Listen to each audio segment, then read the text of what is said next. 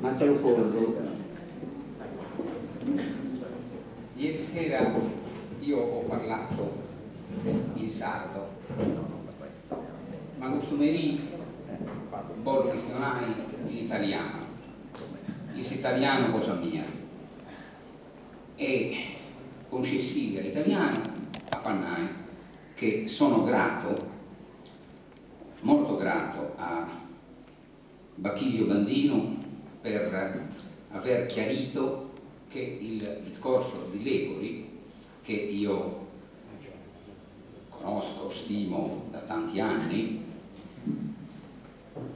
e apprezzo per il lavoro che svolge, anche se stasera ho trovato dei toni effettivamente polemici, deve essere riportato a casa.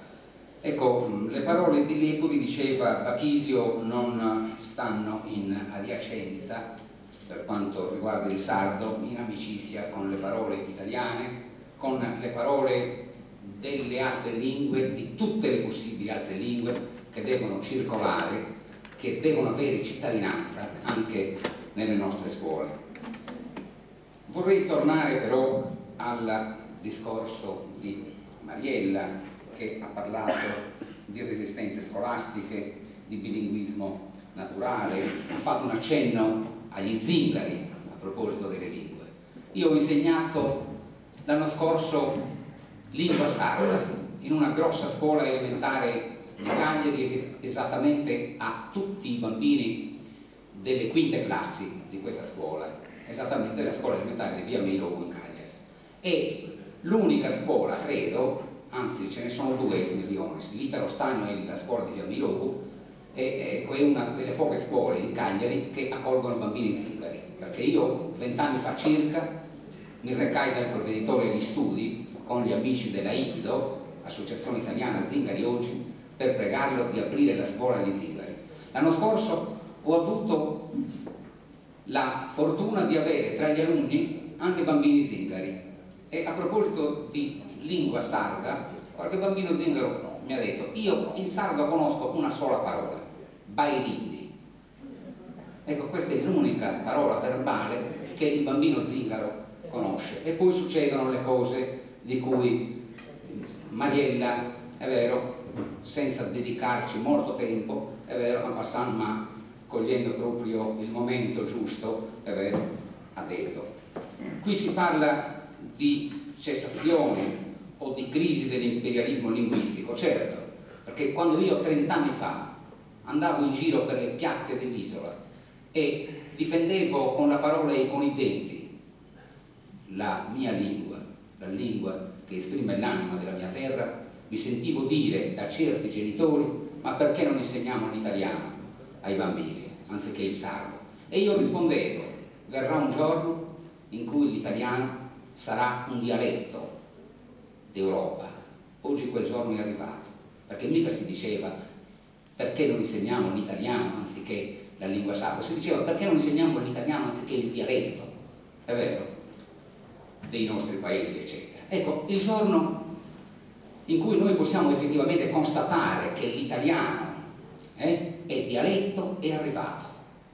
E certo non ho l'ardire di affermare che mi basta il sardo per vivere nel mondo, come non mi basta l'italiano, non mi basterebbe nemmeno l'inglese, non mi basterebbe solo il francese.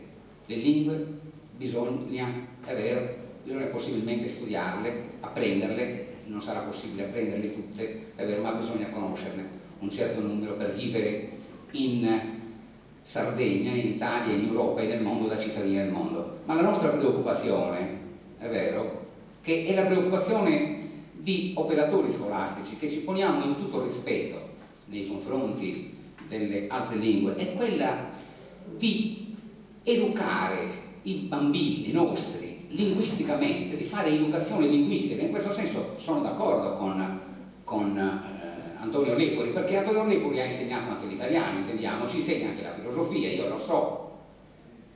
Ebbene, noi dobbiamo preoccuparci di insegnare l'educazione linguistica ai nostri bambini, perché dobbiamo preparare i cittadini del mondo. di nazionalità sarda, sono d'accordissimo, ma cittadini del mondo a tutti gli effetti. Io, a genitori resistenti, a proposito dell'insegnamento del sardo nelle scuole, in tutte le scuole dove mi capita di passare, perché io visito scuole materne, scuole elementari, scuole medie, licei, e mi trovo spesso con degli amici docenti universitari. Diceva molto bene Mariella, la scuola è una, lo ha fatto capire molto bene nel suo discorso. La scuola è una sola, dalla materna all'universitaria. Ebbene, ci si pone in atteggiamento di rispetto, di tutto rispetto tra colleghi, è vero, anche nei confronti delle altre lingue, eccetera, per insegnare educazione linguistica ai nostri bambini che saranno i cittadini del mondo di domani. Noi vogliamo farli cittadini del mondo. Insegnare l'inglese è necessario, ma è necessario insegnare il sardo come partenza. Io sono d'accordissimo per il bilinguismo naturale di cui parlava Mariella, perché bisogna partire da qui.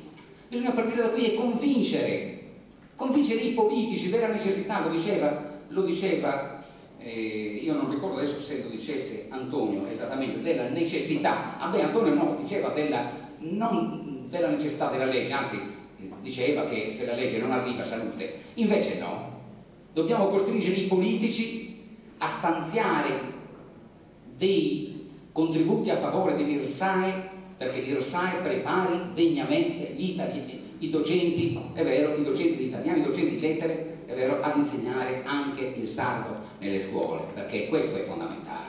Noi dobbiamo inserire l'insegnamento della lingua materna, naturalmente con tutto il rispetto possibile per la personalità degli alunni. Ebbene, io questo lavoro l'ho fatto per tanti anni.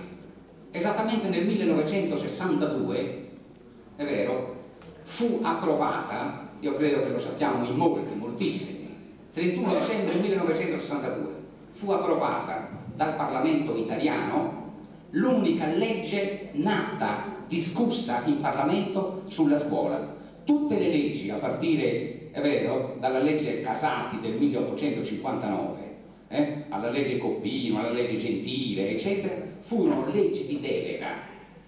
La prima legge sulla scuola partorita dal Parlamento italiano è stata esattamente la legge numero 1859, approvata il 31 di dicembre 1962.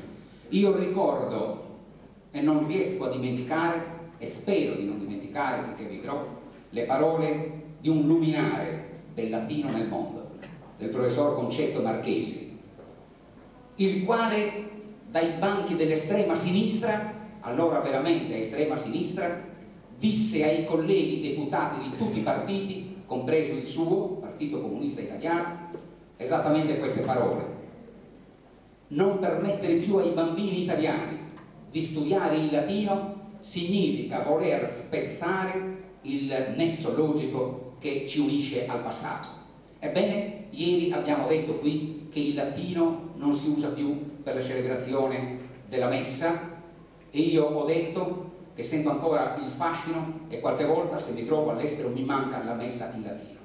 È vero, perché il latino è lingua universale che all'estero mi sarebbe necessario almeno per sentire la messa. Si è cacciato il latino dalla scuola. L'errore che abbiamo commesso in Sardegna l'abbiamo commesso tutti i docenti autorevoli, tutti, è stato quello di non aver sostituito il latino con il sardo. Io l'ho sostituito il latino con il sardo. Quando nel 62 io avevo già vinto il concorso come insegnante della scuola media, insegnavo però all'Istituto Tecnico per Geometri di Cagliari, italiano e storia, e avrei avuto la cattedra solo dal 1° ottobre del 1963. Una volta che mi sono trovato ad insegnare lettere nella scuola media, ricordo di aver avuto presidi dignitosissimi che alla scuola volevano bene e facevano il loro dovere, cercavano di farlo fare anche agli insegnanti. Ecco, c'era un diverso controllo, Antonio, non c'era la cultura debole di cui tu oggi hai parlato, perché in noi la cultura è fortissima, è vero, ed esercita un fascino ineffabile, credo, su ognuno di noi. Ebbene, io ricordo che quando insegnavo lettere nella scuola media, perché poi passai subito alla media, è vero, come titolare di cattedra, trovai qualche signora preside che non era d'accordo con me.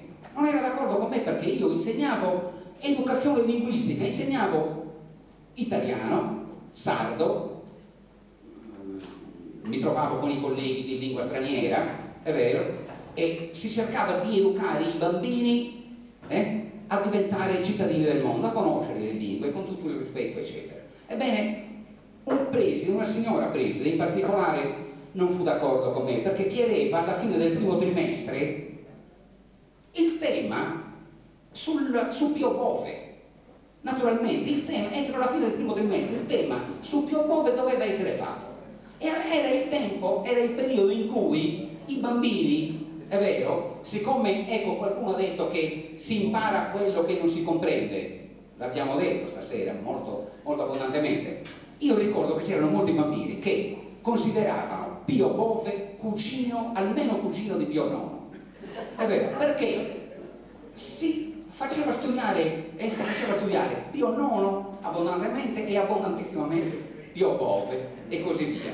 Ebbene, quando questa signora preside mi fece delle osservazioni a proposito di certe poesie in lingua sarda che io portavo a scuola, e i bambini erano contentissimi, è vero, di fruire di certe espressioni di cultura nostra, io ricordo che desiderai intensamente di fare il preside un giorno e poi decisi di arruolarmi preside e ho fatto il disgraziato per tantissimi anni, è vero, come capo d'istituto, perché mi riproponevo di concedere ai colleghi tante libertà a questo proposito.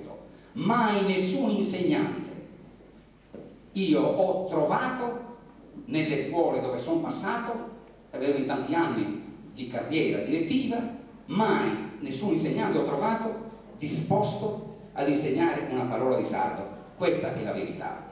Non abbiamo perduto la speranza. Io ho insegnato il sardo, mi onoro di insegnarlo, è vero, con il rispetto per le altre discipline tutte e così via, e ho bisogno della legge.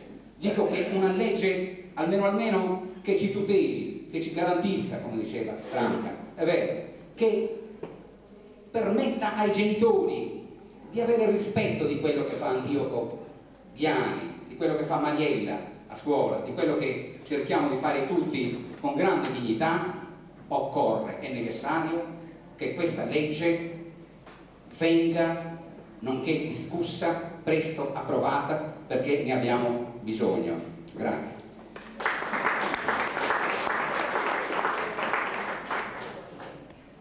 Mariella Marras, Antioco Ghiani e Franca Marciani e Antonio Lepori ci hanno proposto esperienze, tradotte poi in modelli. È possibile saperne di più? Cioè è possibile che voi facciate delle domande proprio riferite, dato che sono qui presenti, alla loro esperienza, per saperne di più di questo?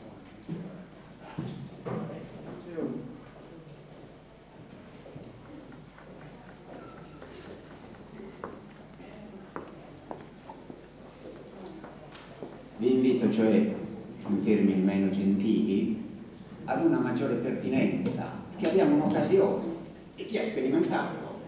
In altri momenti faremo le nostre, così, interessanti esperienze personali, ma non didattiche.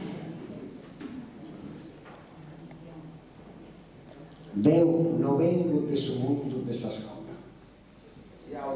Su mundo mio, de videogame, esistente su de medal, su de sua bottega artigiana, su de su cantieri edili, in costruzioni de fortezze militari in tempo di guerra, e i cantieri edili, queste ricostruzioni di castello a posti bombardamentos.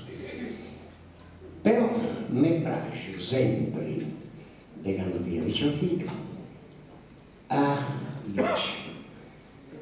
seguire l'andamento del suo mondo in suo sviluppo delle conquiste intellettuali e dei direitos che sono.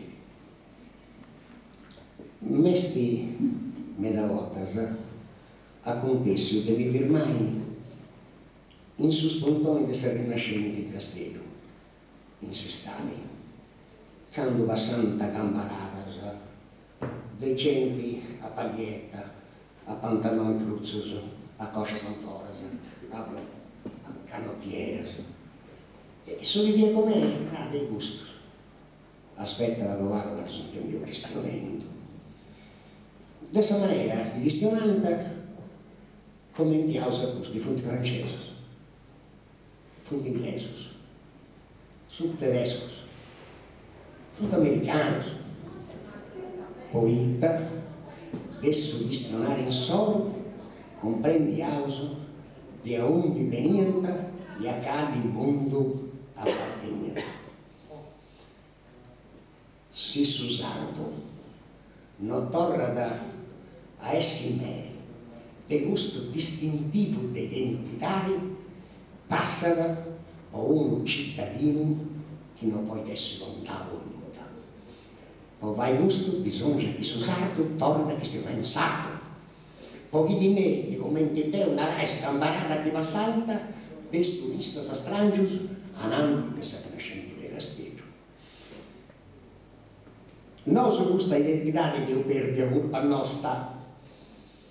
O magari questa prepotenza uno del suo dominatore de sora, dei italiani, del suo fascismo in modo particolare che ne sanno strinta si dà già il collettivo che stiamo pensando. Ma questo non pensa uno del banco nostro. Che si narranta lui, che sono un ballilla, debbi cristiano italiano e si cristiano san sardo di mica italiano. Ma è molto, il suo fascismo è molto. Se coscienza torna in decicai, in sanimo nostro, e se cercando, e te dovrai a pensare dare nostro. Questa fatevo una considerazione, a corrente per il diavolo, fatevo una considerazione. I animali si distinguono per su quanto e per sa voce in solo.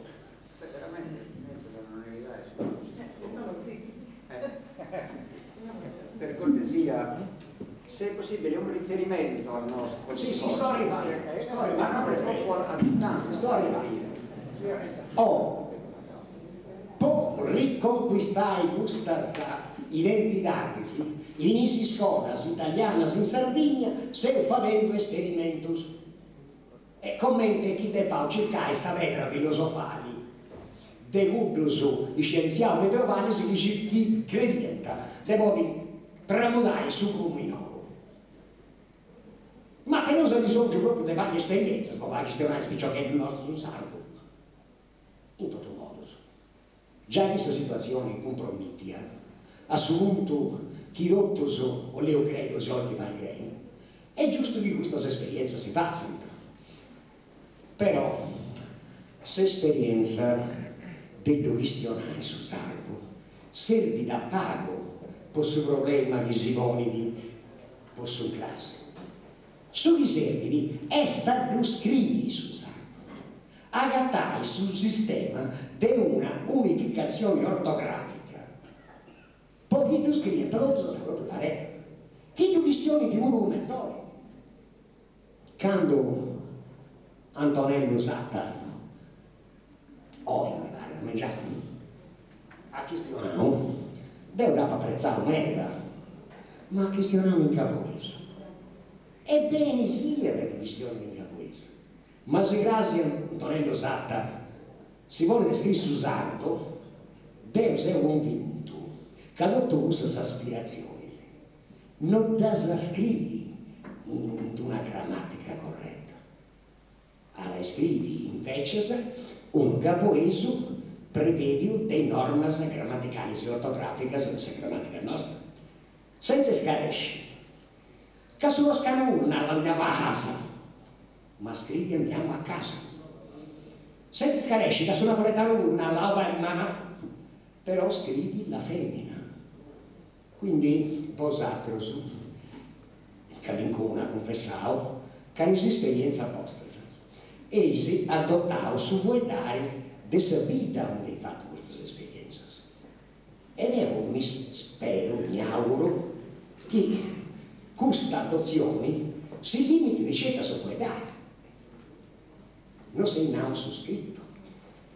A Pupino, in una sua proiezione,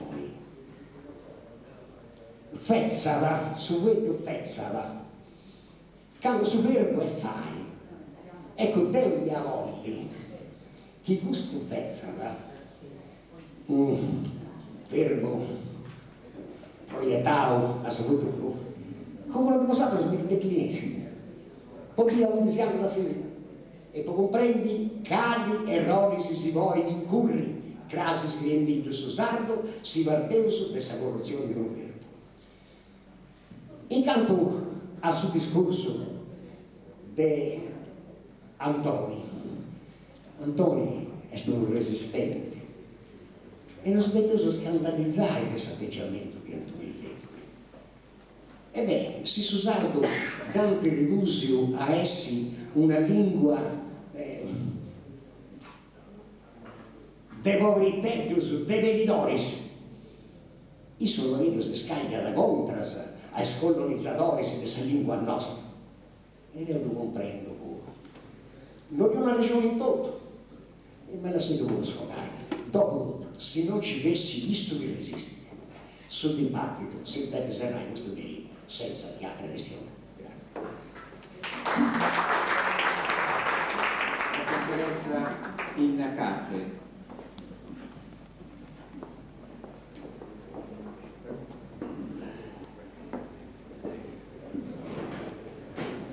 Vorrei innanzitutto apprezzare, conosco da vicino il lavoro che hanno fatto Liliana Zucca e Antioco Ghiani, lo conosco da anni, da quando avevano concluso il primo quinquennio, e quindi conosco anche molto di più di quello che oggi abbiamo visto in questo filmato. E in più però sento appunto da Antioco Ghiani e da Liliana Zucca che stanno ampliando il raggio d'azione, nel senso che non solo usano il sardo diciamo per riflettere sul sardo, ma usano il sardo anche per lavori diciamo di carattere disciplinare o interdisciplinare. Ho sentito l'osservazione che tra le difficoltà Antioco Ghiani indicava questa, il fatto di non disporre di termini, di certe terminologie.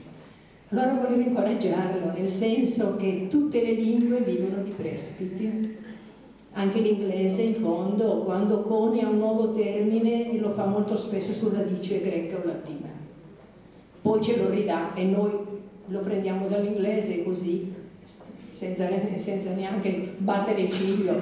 In fondo l'italiano fa tanti prestiti, lo spagnolo e i francesi stanno un pochino più attenti. Comunque anche i tedeschi stanno un pochino più attenti, ma per esempio la parola telefono, e dico, non è che sia certamente inglese, è uguale più o meno, eccetto che in Germania è uguale un po' in tutti i paesi del mondo, più o meno, no, non so se in Cina, ma in ogni modo è assunta, eppure le radici sono greche ed è usata uguale, diciamo, questi prestiti quindi sono necessari e allora facciamoli, oppure usiamo neologismi, usiamo pure, ecco.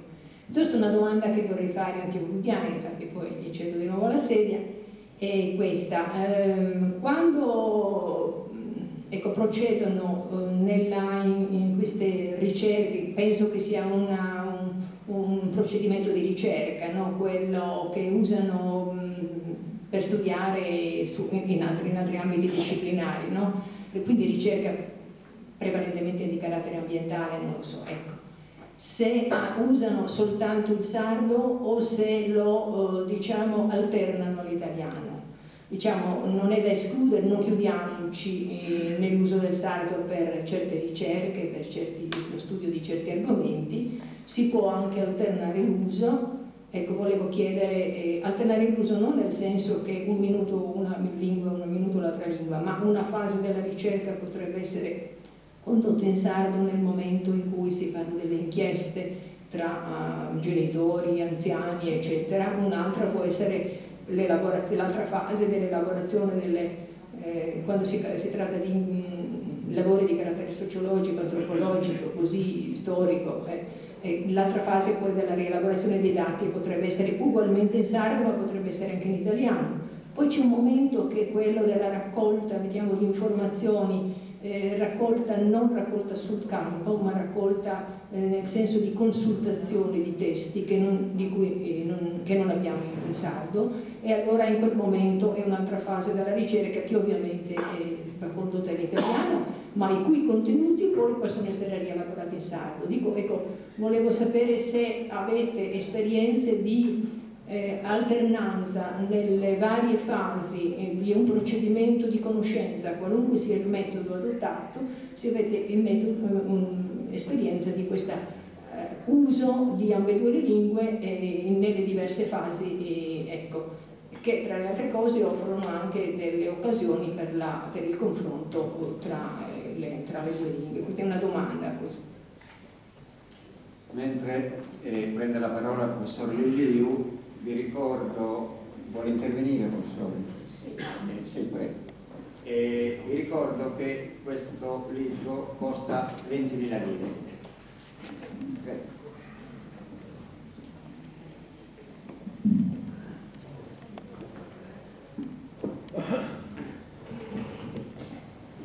Ma io vengo qui per chiedere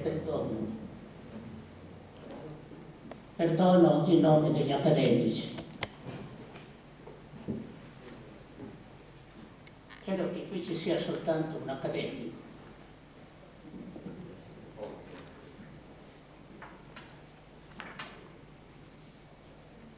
Ma non ci sono gli accademici della Facoltà di Lettere e Filosofia dell'Università di Cannes, non ci sono gli accademici della Facoltà di Magistero dell'Università di Sassari.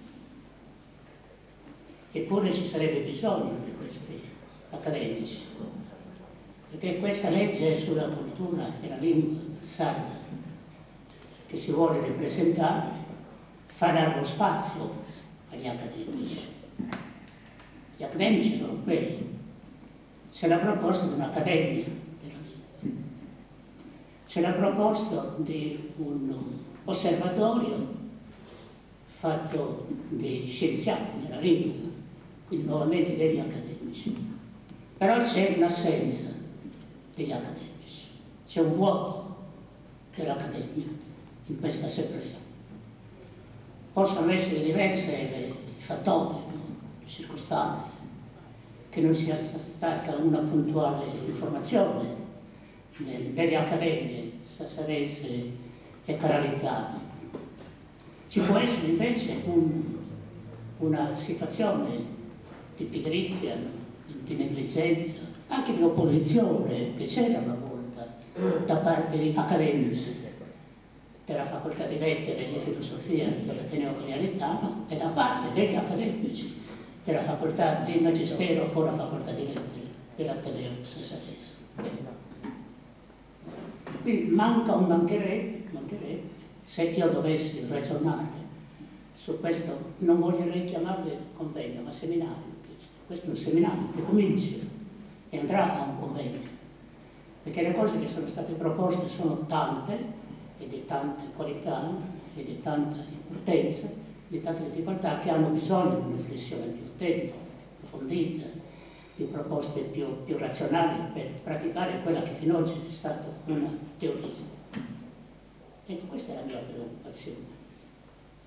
Perché se la lingua e la cultura sarda vuole vincere, siamo ancora in una situazione di battaglia. Siamo ancora in una situazione di battaglia, di contraddizione, chiamiamola pure così, in una situazione più morbida, no? Così come si dice, con metodi di pensiero deboli, ma siamo in una situazione in cui è necessaria una collaborazione tra le istituzioni da una parte e della società civile dall'altra parte, che qui è rappresentata da un'associazione culturale, più associazioni culturali, ed è rappresentata da insegnanti delle scuole elementari, da insegnanti delle scuole medie, e però non è rappresentata tranne una persona, una mosca, una singola entità stamattina, parlando di storia, dagli accademici Carrarettana e Sassarese. E questo io lo prospetto, perché questo può essere un elemento di difficoltà. Cioè, se noi non abbiamo la sicurezza che andiamo avanti in concerto, no? Istituzioni e società civile che ci abbraccia tutti quanti, no? Noi sardi, proprio questo poniamocelo come problema da mandare ancora avanti, da vincere. Seconda cosa, io sul discorso di regole sono d'accordo soltanto su un punto, per il resto mi permetto di dissentire, perché ritengo che una battaglia non si vinca con iniziative d'assalto in una situazione di questo genere, ma si deve vincere con, diciamo, con una guerra tattica, no? Che ha i suoi tempi lunghi per vedere una vittoria. E quindi le esperienze che si stanno facendo sono state proposte dagli insegnanti, meritorie, degne di plauso, a mia vista vanno tenute in conto e sono importanti, per non dire fondamentali, in questo momento che è un momento di azione, azione che deve continuare perché la definizione sarà lontana. Però ha ragione in un punto.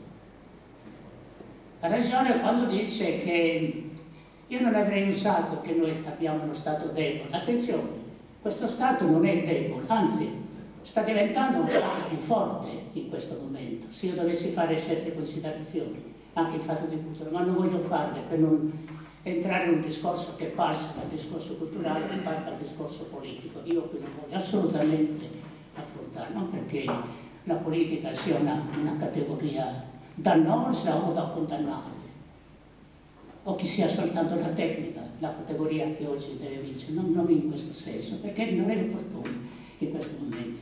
Però noi siamo in presenza di una cultura debole, di una nostra cultura cosiddetta nazionale debole, e che forse non è soltanto la nostra cultura nazionale debole, è una cultura debole europea.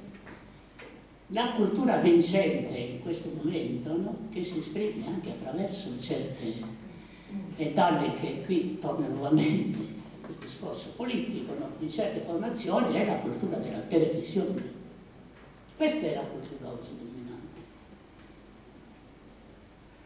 Però non mi pare vero o realizzabile una vittoria nella nostra, diciamo, gara, ecco, vorrei usare questo termine eufemistico, per la vittoria della lingua e della cultura sarda, ritenere che questa cultura debole ci metta a mettere in condizione di poter vincere la nostra battaglia con una cultura sarda forte, che deve diventare una cultura e una lingua sarda forte, perché in questo momento non lo è ancora, deve diventare forte.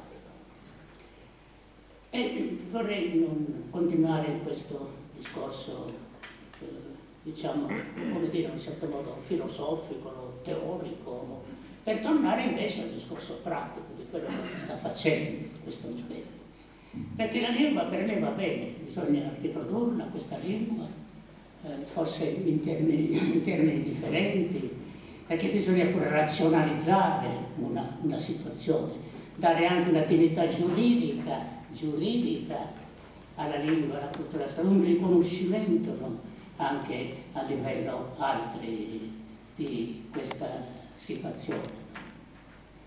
E però noi oggi dobbiamo lavorare con tutti i mezzi, in tutte le forme, con tutti gli apporti, con tutti i marchingegni possibili, usando tutto per questa lingua.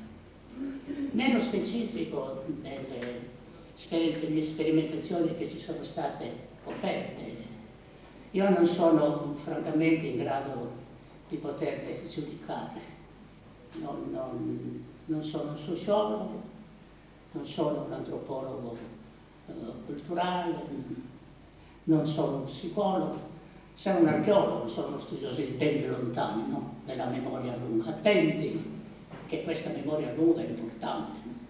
Perché se noi perdiamo il senso e la coscienza della memoria lunga, della storia lunga, profonda, importante, fondamentale, competitiva, una volta noi non la vinciamo questa battaglia oggi, nel mondo di oggi, in questo mondo che tende all'omologazione, ad essere tutti uguali. Noi non la vinciamo, non la possiamo vincere se non abbiamo anche l'argomento profondo, diciamo essenziale della memoria lunga, di una storia profonda, importante, fondamentale, libera di un tempo. Attenzione, questo deve essere presente a mio avviso. E allora anche il discorso che faceva stamane non c'è stato un dibattito sull'argomento di storia, ma io non sono tanto convinto che di rinunziare alla storia che continua, alla storia che va dalle origini e viene fino ad oggi, perché ci sono due storie, no? Due correnti di storia.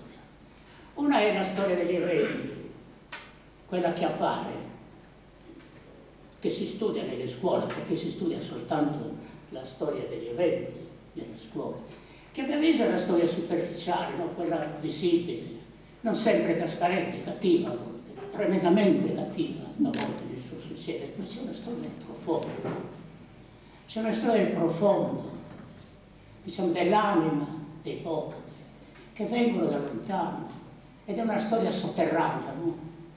Che cammina per canali sotterranei, ma che dura, che continua. In questa storia profonda non ci sono processi di separazione, di frantumazione e di rimozione del passato, tipo Giacobino.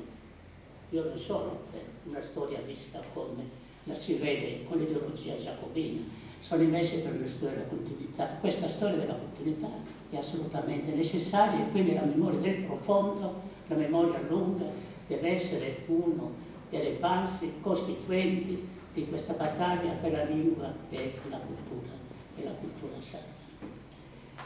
Nello specifico, ripeto, che io non posso, mi dolgo di non poterlo afferrare completamente a questo vostro discorso. Mi piace soprattutto che siano state le donne a proporlo, perché probabilmente le donne, anzi certamente le donne, no?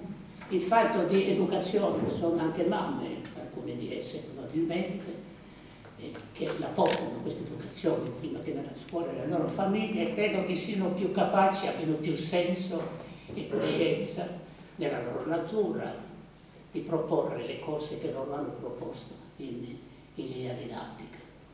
Se io dovessi fare il confronto tra le due ipotesi, fra i due modelli in fondo, o proposte di modelli, io sono d'accordo con quando dicevano le signore, non so come chiamavano, non so se siete signore, per me sono tutte siete signore, no?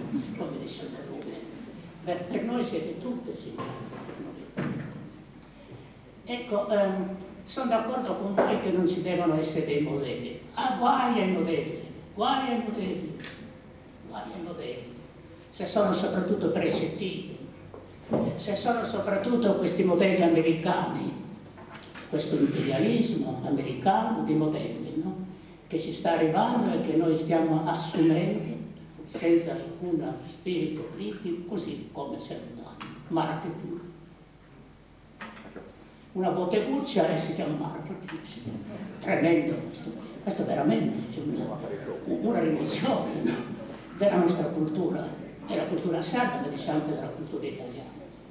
O diciamo, ecco qui io, anzi di un altro discorso, no? Stamane diceva lo storico, parlava di Procacci, però Procacci è quello storico che ha scritto la storia degli italiani, ha scritto non la storia d'Italia, ma ha scritto la storia degli italiani, perché la storia attuale è storia degli italiani, è storia di tutte quelle culture, no? Che dalle origini fino ad oggi, in questa terra che oggi si chiama Italia, che è lo Stato italiano, è una storia di tante culture, diverse, differenziate, che ancora esistono e che sono tutte importanti, la storia delle regioni, la storia delle comunità e così via. Quindi in questo senso la storia deve appartenere all'esame delle storie locali.